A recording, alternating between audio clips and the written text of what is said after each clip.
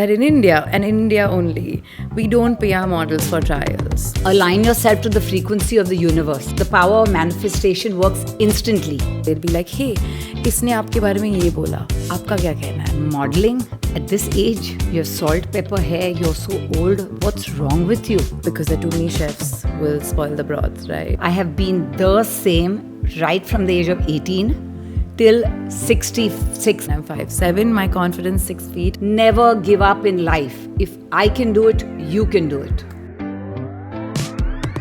Hi fam, welcome back to another episode of the Roology Ramble, where we let the audacious souls take over and the fashion world gets all the more real. This podcast is all about shedding lights in the corners of fashion that do not get heard most often. And today we're giving the mic to the ones that constantly get seen but are rarely heard too. They're judged by their faces, rarely taken seriously, but are literally the foundation of every brand, every campaign, and every runway moment. So today, we have a duo that you did not know you needed. Without any further ado, let's welcome Miss Summer Jacobs, a firecracker in her 20s, and Neeta Kishnani, or like we love to call her, Neetaji, a complete powerhouse in her 60s. So get ready for some real serious talk, some tea, and all the more behind the scenes on what it really means to be a model. So, hi guys, thank you so much for being here. Thank you for having us. It's a pleasure. So, we have this thing that we do where we let our guests sort of take over and do a 2-line introduction for themselves, because who can tell your story better than yourselves? So, please go for it. Do you want to go first? Just start. Okay. Hi, I'm Summer. I am originally from Pune, moved to Bombay 7 years ago. So I'd like to say I'm a Bombay girl now. I've been a model for 10 years in the industry and an actor as well. I've also been a part of a show called India's Next Top Model, which is a show that people still remember. So that's pretty cool.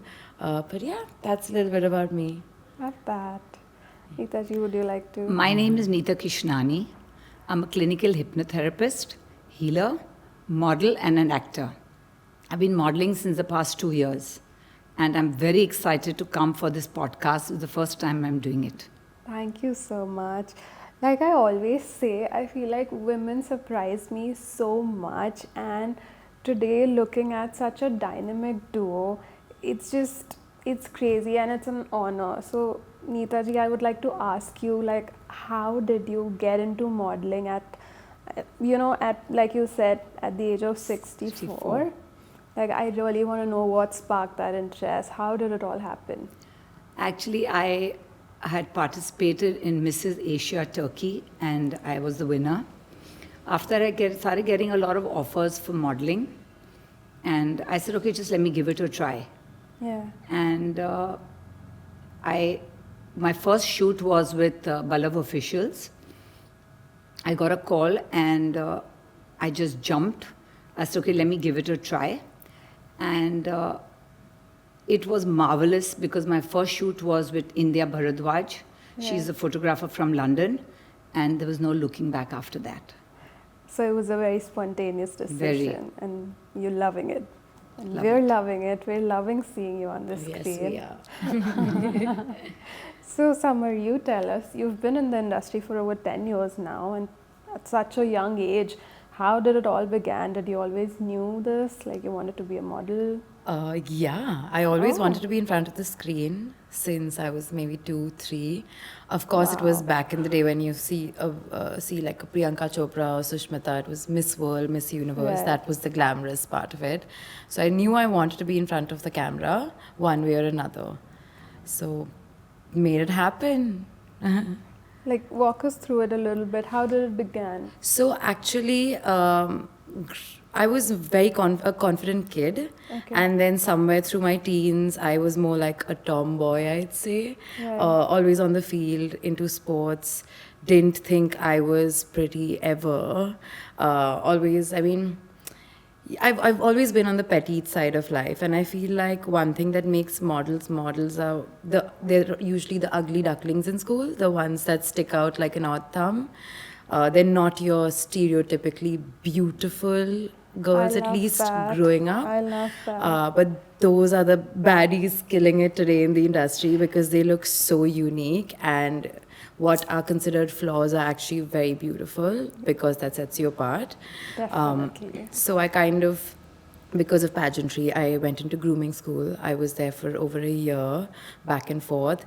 And I was a Miss India when I was 18. I my represented God. India, did all of that. Hated it. I absolutely hate pageants. I don't think people should waste their time. Really? It is. It's not as glamorous as they show. It's very competitive internally. Unfortunately, I don't think there's a sorority because women are competing against each other or their own insecurities, and it's just not a great environment to be in. Which is when I realized, and I got India's Next Top Model. Right. So as soon as I got the show, I realized I love modeling. This is what I want to do, and this is the industry for me. Right. And then I just moved to Bombay. Oh. Yeah. So yeah, India's Next Top Model, I think it was the season 3 that you were a Yes. finalist. I mean, that's huge at such a young age. How did that happen, and did that help you boost your modeling career? 100%. Actually, the first time I auditioned for season 2, I didn't get it. I was 18.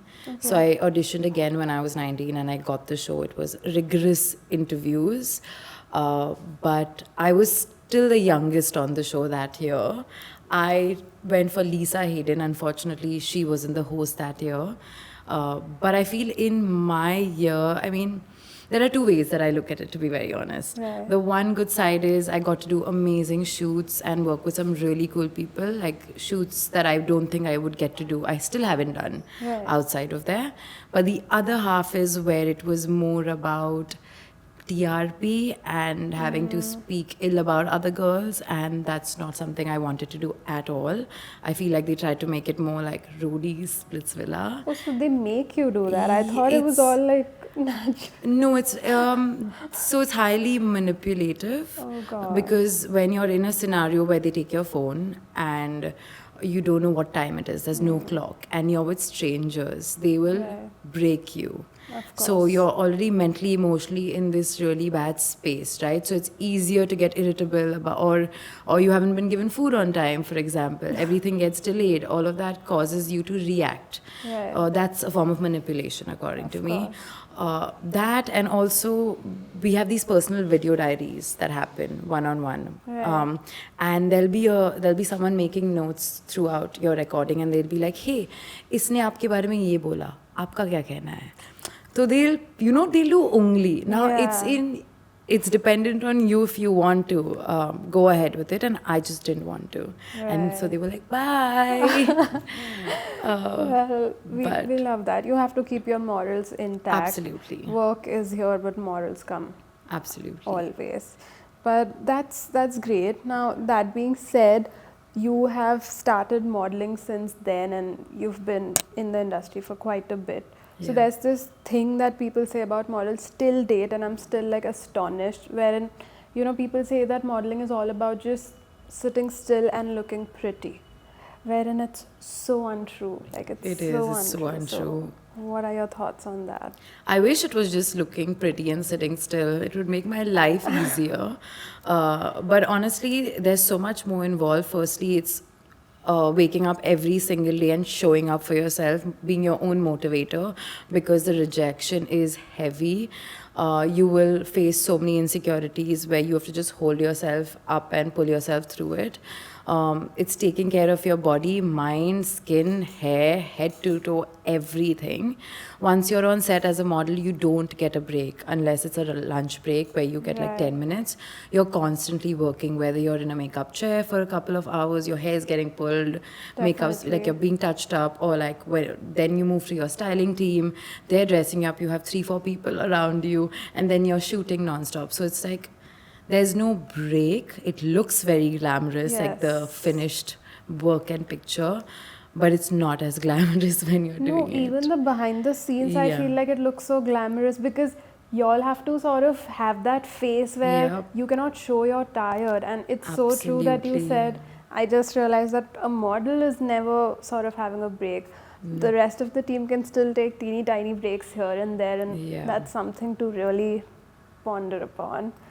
But yeah, Neetaji, tell me, in these 2 years since you've been working as a model, do you ever sort of prepare for a shoot one day before? Do you like sit and practice some poses, or do you like to go with the flow? I just go with the flow. I don't believe in practicing one day earlier, because when you go on the sets, it's what the director wants. So sometimes, they'd say, do this, do that. So then it's of no use that we practice a pose. Right. We have to please them, and whatever they say, we have to do. So it's much better to go with the flow. That's lovely. Okay, so like Neetaji said, you have to sort of play according to the director. Now, in today's day and time, it's not just the director, right? It's the stylist, it's the DOP, it's the designer, the brand you're, sort of shooting for. There are so many people in play telling the model what to do.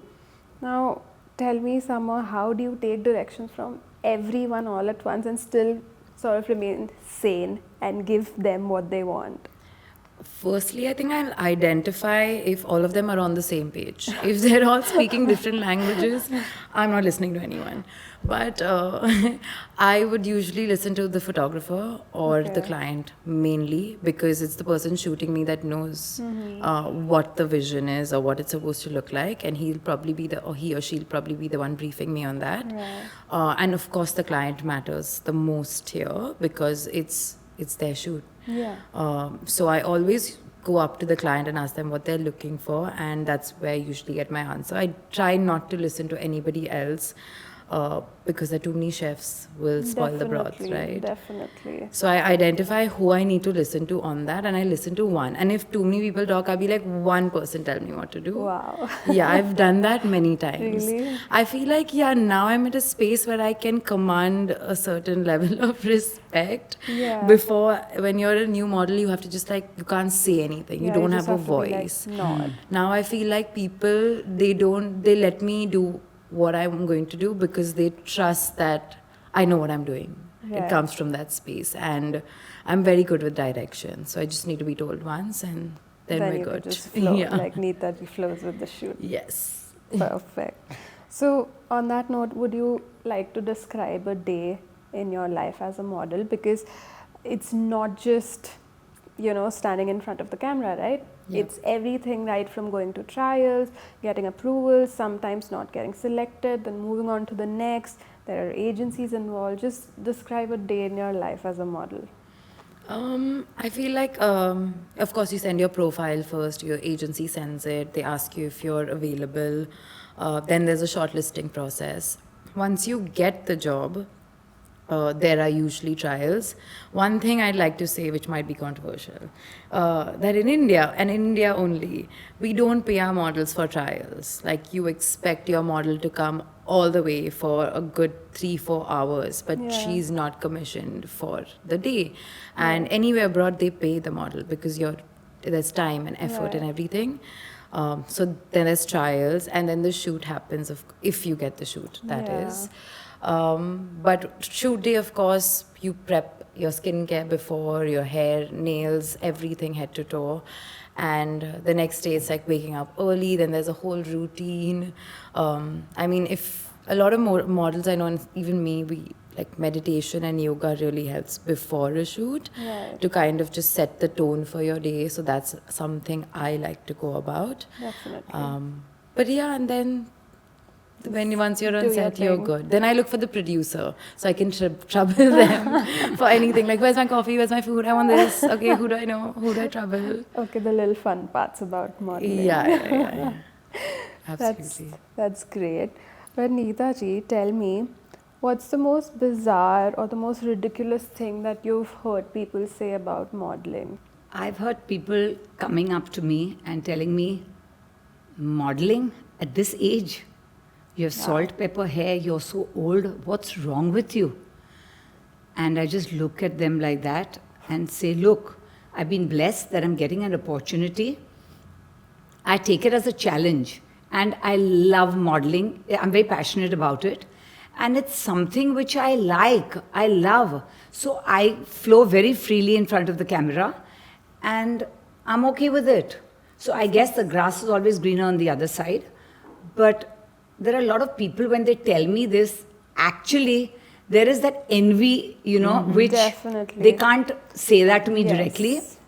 But there's a part of them which actually wants to be like me, Of course. and just saying it for the heck of it. So I just They're just give them, jealous of yes, you. jealous. I just give them a deaf ear. Yeah, because and I'm I fine. cannot imagine anyone coming up to you and going like modeling really, because looking at you, I think everyone in the room can agree, looking at you, people should just be like, oh, you must be a model. Like, it's a given, right, Summer? Yes. Like, it's such a given. I'm so sorry that there are such horrible people in the world. That's okay. Yeah. It's their insecurity talking. Yes. It's fine. Definitely. But you tell me, have you heard any bizarre? The most bizarre thing for me that I've heard towards myself is that I am tiny for runway. I hate it. I think it's an absolute excuse because, I mean, runway has a lot of favoritism, and there are a lot of people that are my height and body type. I'm very grateful for the times that I've gotten to work for some really big designers, and I've only worked for them because the designers have wanted me over the show director. Because a lot of people just want their models on the runway. There is a lot of favoritism when it comes to that. And sure, I might not be the tallest for ramp. That's fine. I'm 5'7", my confidence 6 feet. I will take it. I have a great walk, and I'm still at it. I still don't back down. I still keep putting myself there. If there's any show that's happening, and I've done my fair share of Lakme and a lot of other people. So, yeah, but I think it's bizarre that people still tell me that. Yes, it's ridiculous. I feel like you're pretty much Kendall Jenner and she is like the queen of runway. So I can't believe people say that to you in She's India. amazing. Yeah, we've seen her work, we've seen her walk, and yeah, it's always you're too tiny, you're too big, you're too something. You're too something. Yeah. Do you guys want to take a break? People just need, no, it's okay. People just need a chance to talk Yes, for the sake of talking. definitely. That's it. I also feel like there was this trend, right, of inclusivity that lasted for 1 year, where they were Right. taking all size models, and that's phased out. Now they're back to the same body type and everything on runway. Really, I wanted to actually touch that topic, but it's okay. I think we'll circle back to that Done. because I definitely want to talk about it. But Sama, you have done some international gigs as well, right? I have. So tell me, how did you bag that gig? How is it different from, your Indian gigs? Because I'm definitely sure the work ethics are. Oh, insane. So I actually, so I used to reach out to a lot of agencies all over the world. That was my homework. I'd wake up every day, follow at least 5 people on Instagram firstly, and then email, say 5 agencies. This was my thing every day. So many years ago, I had reached out to someone in Dubai, and we had all connected when she came here. We became friends and everything. And she reached out to me. She is a very big agent in Dubai. She's like, "Hi, this is happening. It's this big shoot for Emirates, and you're going to be on it for the next 10 years. If you get it." I was like, okay. And the thing where I feel like, which worked in my favor here was I was very quick with my auditions. Yeah. As soon as they wanted something, I was giving them a take, which really helped me because the other girls were really slow. So at the end, they were like, you know what, we just want Summer. Let's just take her. So the audition went really well, and they flew me down. Emirates flew me down. My stay was fabulous. The difference, though, of course, the pay and all is great, but the value for time, effort, everything, I was not kept there beyond the limit that I was needed. Yeah. I feel like the difference in India is we have this paisa vasuli mindset that if I am paying Use every someone, penny of it. yeah, if I am paying someone, they have to be there for these hours. Even if they're done, doesn't matter, which sucks. It does. And abroad they don't have that at all. That's the major difference for me. Right. For sure. I wish we had that But I think culture it's here. a very person-to-person thing. I think our campaign should also we finished it an hour ago and we were all happy. Even though we Amazing. paid like an hour extra for everyone, but I'm like, Yeah. we're all humans. We all had a very satisfying shoot and we just want to go home now. That's amazing. I feel like more people should be like Yeah, you then. definitely. I Yeah. think it's great that you're speaking about it because I think, I'm sure a lot of people exist like us in India as well Yeah. who would love to bring about this change. So, yeah, but I saw that. I recently flew Emirates and I saw you on the screen and I told my sister, listen, we might be shooting with her. I love that. If you fly Emirates, you'll see me. This is not an ad for Emirates. Yeah. But it was great. Yeah. Thank you so much, Summer. Now, Neetaji, you've been watching Bollywood for quite some time, and in India, as she said, runways still favor Bollywood celebrities a lot more. Like, we don't see models being the showstoppers, wherein actually in like the oldest brands like Christian Dior or Yeah. Hussein Chalai and all of these people have had models as their showstoppers. So what is your take on India still favoring Bollywood celebrities as their showstoppers? I personally think that's not fair because we take hours practicing. We have to learn to walk on the ramp. There's a lot that goes behind it. As she said, to be a model is not easy. Yeah. There's so much we have to do, And in spite of that, they take these Bollywood celebrities. But if you come to the other side and see, I guess the products would probably sell faster. There must be some catch somewhere that they are because they are in the limelight. Definitely. And constantly in the limelight. So Yeah. they definitely have the people who are coming for fashion shows to see them would say, oh my God, Aishwarya Rai did this, etc., etc. So their products probably sell faster and we take the back seat, which is absolutely unfair. Right. I think it's also about we are the ones, like the viewers are the ones who've glamorized celebrities that much, right? So if us as viewers change that, then the whole marketing aspect that you're talking about, that will also change. If we start looking at models like how we look at a Gigi Hadid today, Yeah, bro. somehow we all look up to a supermodel in the US but not here. Yeah. So I feel like that change needs to come from us as well, like as viewers, and I'm sure we're heading in that direction, and I hope this podcast does that for us. Because I feel like fashion is models. Yeah, So, like the actors have their own space. Definitely. Please come sit VIP and watch a show. Please enjoy it. But let us do our job. That Definitely. is our space. And like you said, like people like Gigi are equivalent to any celebrity. Yes. They don't come after each other, and Yeah. rightfully so. I wish Yeah. they had that here as well. Yeah, I'm sure we'll be heading into Yeah. that direction. We're already on that path, so fingers crossed. So on that note, now this might be a bit of a controversial question, but I'm just gonna go for it anyway. So all these years that you've worked as a model, do you think modeling is a stable job in India? No. I mean, it's like this, it can go like this, and it can just go like that. I feel like every model should have a backup plan. It's extremely important because there are days, I've had years where modeling has paid my bills, I'm not gonna lie. It sustained my lifestyle. But I've also had months where it's so irregular, and when you don't have something else going on for you, it's going to be so mentally draining. You're going to doubt everything. You're going to probably have a lot of anxiety and things surrounding it. It's far from stable. I feel like you should be doing other things as well. 100%. Like, I am a jack of all. Like, I have to have other things. Modeling is my passion. I don't think I could give that up. But I feel like I need other mediums of financial support or income. And I feel like models really need to have something else. I love the honesty. I Yeah. completely love it. But do you think that being with an agency helps? So very honestly, I feel like that's what sets an Instagram model apart from a real model.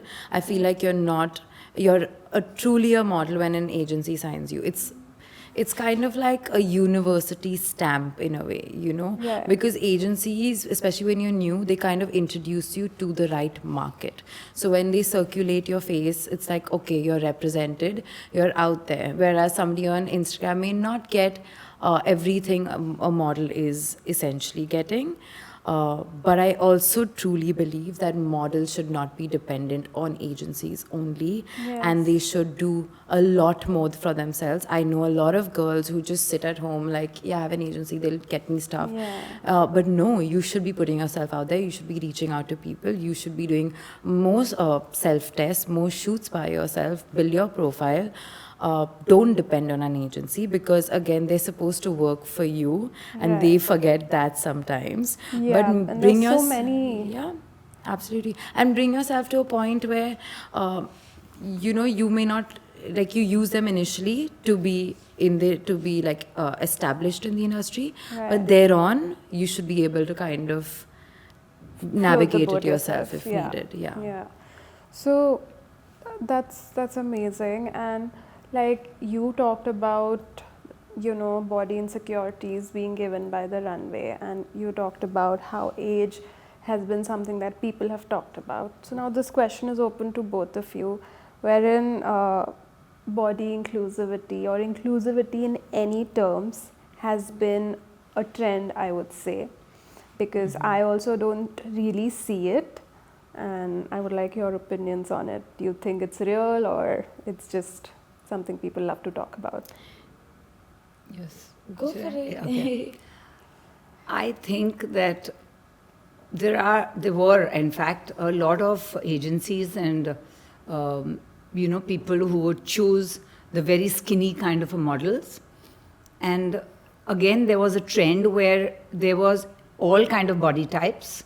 So they were favored, and which I feel was rightfully right for them, because there are a lot of people, who have different body types, are very insecure. They'd say, oh, I'm fat and I don't think I should be wearing this. My stomach will show, this will happen, that will happen.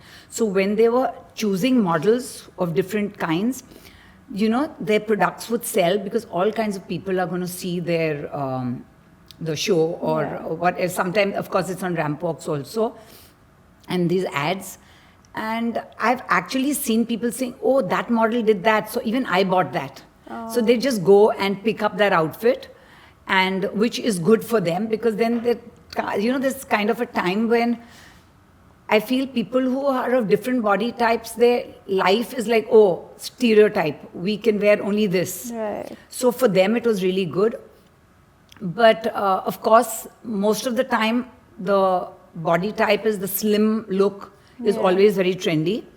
And showcasing their things also with the very slim models, tall models, is the absolute trend. So it works both ways, and I think it's all right now that, again, the majority is again gone back to our kind of body type. Okay. But at least the people who have different kind of body types today are comfortable, because they can reach out, and they've seen that there are different kind of models who are working for different agencies and doing a marvelous job. Definitely. So I think that's really brilliant. It is. It is. What do you think, Sama? So I feel when it comes to agencies, they're not inclusive. When they sign models, they're still the same type of people, body type, more leaner and all of that. But I feel like agencies, okay, that's one thing they're doing. But when it comes to clients or who they book, it shouldn't be just about a trend. It has to be about intention and representation, and how you kind of speak to all types of women or men through your brand. So again, it's how you represent it, right? Like she said, someone who might not be secure about their body in whatever way can at least see somebody else wear an outfit and feel like, hey, that she looks like me, means I can pull something like that off. So I think it really is in the hands of clients at this point who they want to hire, because there's an influx of everyone, all body types, all different features, there's everything out there.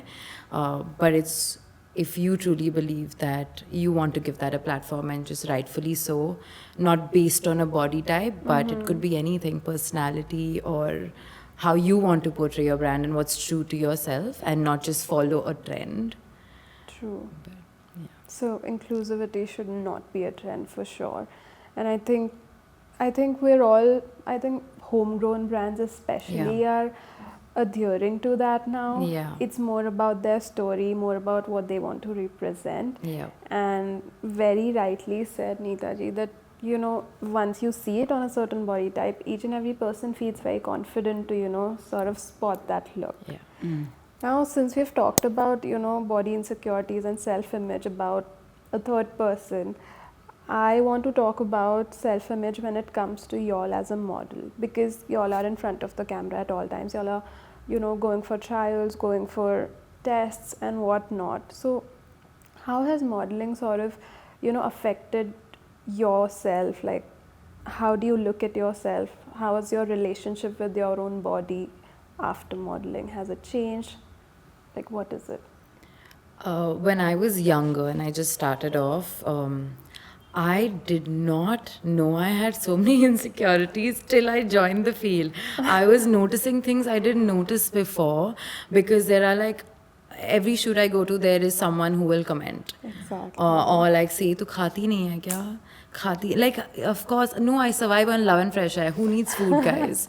But like, if somebody or the other pointing something out constantly, so it makes me look at myself in a very different light. It took me a while to be like, fuck that. No, I love myself. I love my body. I work really hard.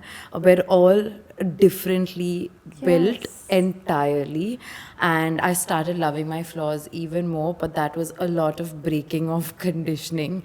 And also, people still comment, they're still going to, but now I give it back. Now I just don't take it. But it's definitely something I've worked on. It's been a journey. Yeah. You, Neetaji? Well, I've always been very confident and no insecurities. My self-image has always been really nice right from the time I was young. I have been the same right from the age of 18 till 66. I'm 66 now. My size has changed one after my 2 deliveries also. From a 27, I've come to a 28. Constant. My old clothes fit me. So that's never been a problem for me. Yeah.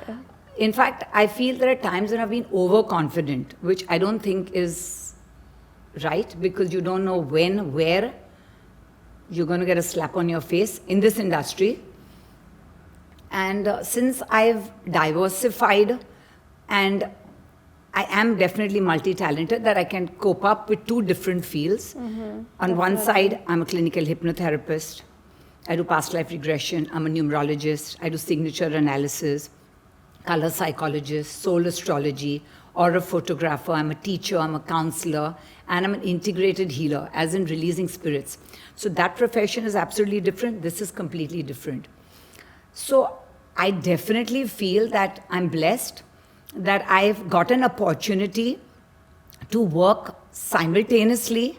So the day I have absolutely no work, if there are no shoots, then I have a client. So if it's not for a hypnosis, I have somebody's chart to do.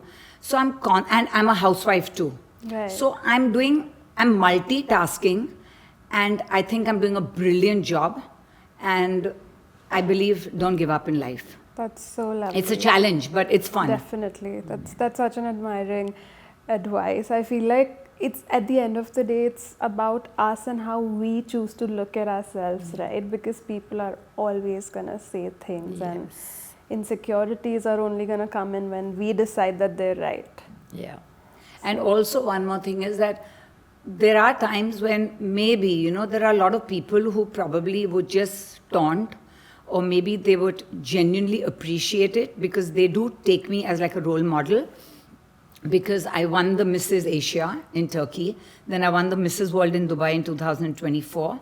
And in between, I started doing modeling and enjoying, of course, every bit.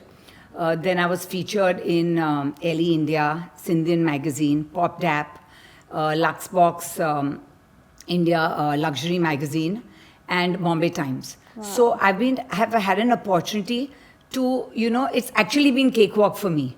I never had to struggle for it. So what can somebody ask for? You can't ask for anything more than this. So I've kind of been blessed in this also.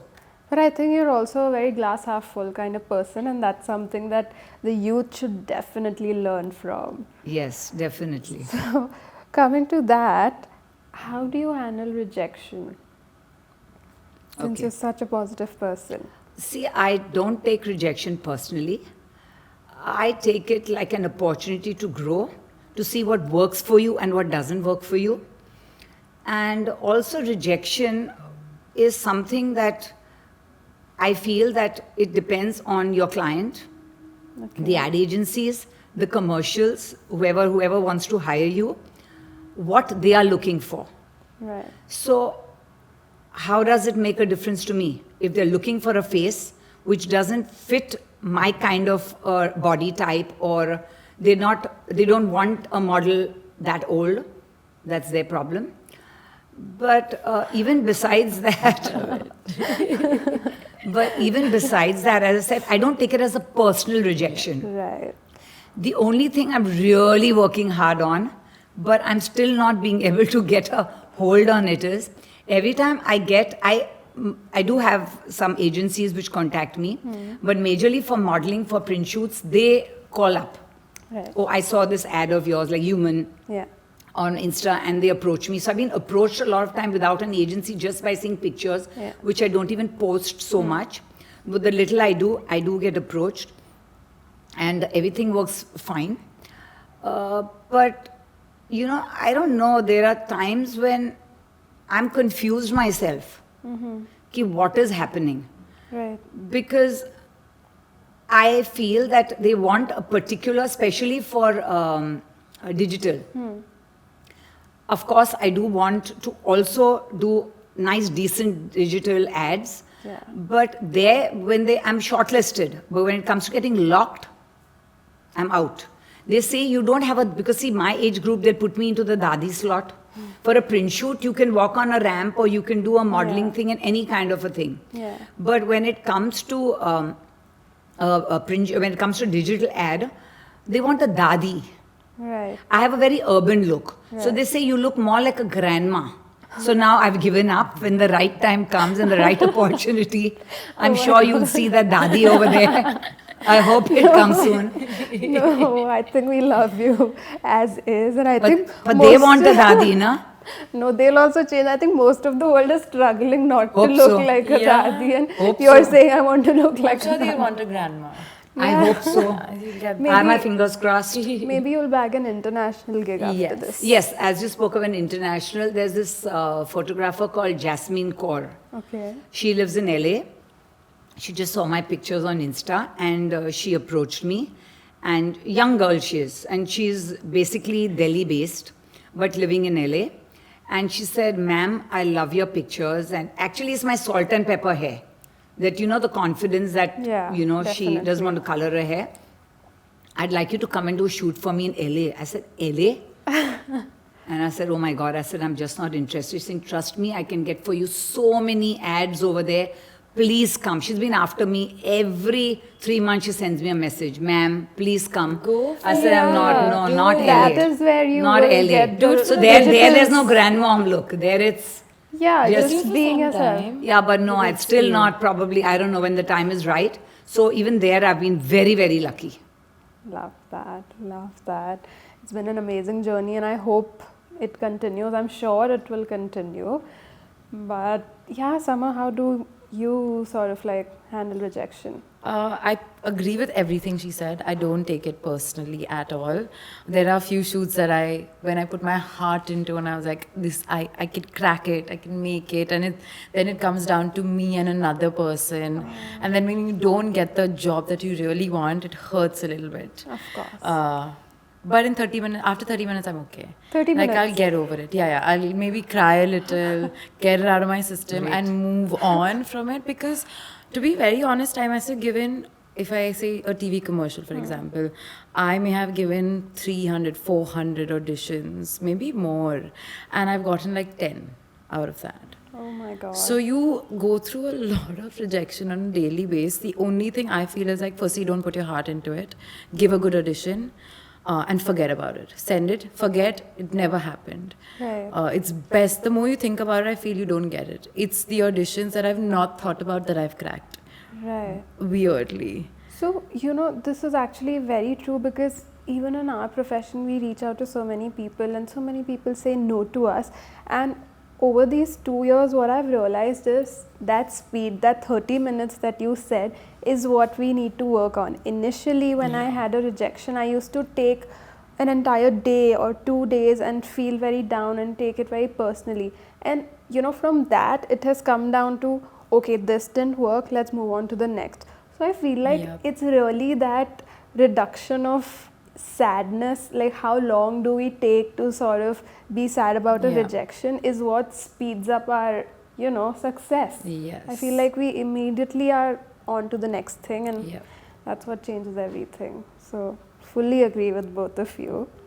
Now we're coming to the last segment of the podcast. Neetaji, what would you like to tell like a 21-year-old or like me or any young person? What is that one advice that you would like to give? I'd probably tell these youngsters of today, believe in yourself, pursue your dreams, make the impossible possible. There's nothing you cannot achieve today. If you trust yourself, you believe in yourself, you can actually make it work. So try to concentrate on that. And also, I feel as a therapist, I tell a lot of my clients, align yourself to the frequency of the universe. The power of manifestation works instantly. But if you're not aligned with that frequency, nothing's going to work. So probably people, as I said, look upon me. Maybe it's my salt and pepper hair that I stand out in the crowd and say, oh my God, if she can do it. See, because they are young people. Yes. So I just tell them, if you believe in yourself, there's nothing you cannot do in life. You can do it. You can crack it. Never give up in life. If I can do it, you can do it. My God, that's such a heartwarming thing. I think we are all so inspired by that. You're an epitome of that, and we're definitely all gonna like work on, believing in ourselves constantly.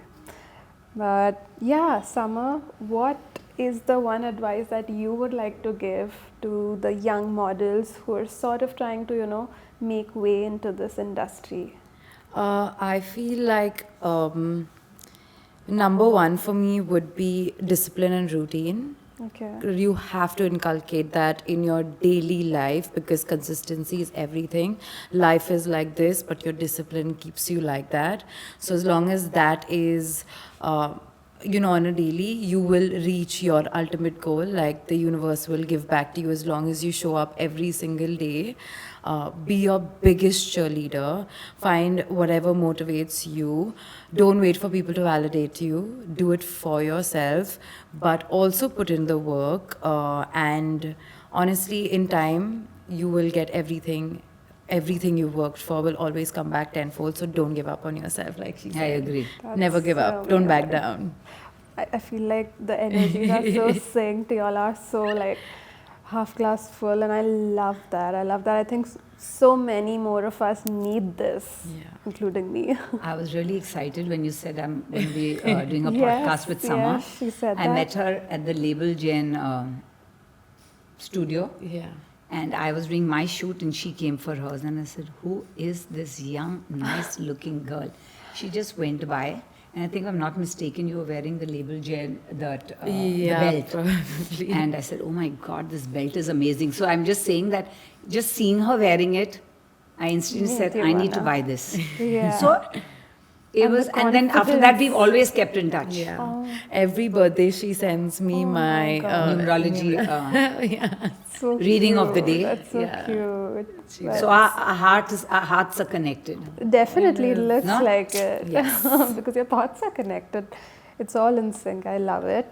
Yeah. So I just have a fun little request. There's this thing that I've always heard because I also started modeling for my brand, for 1-2 brands.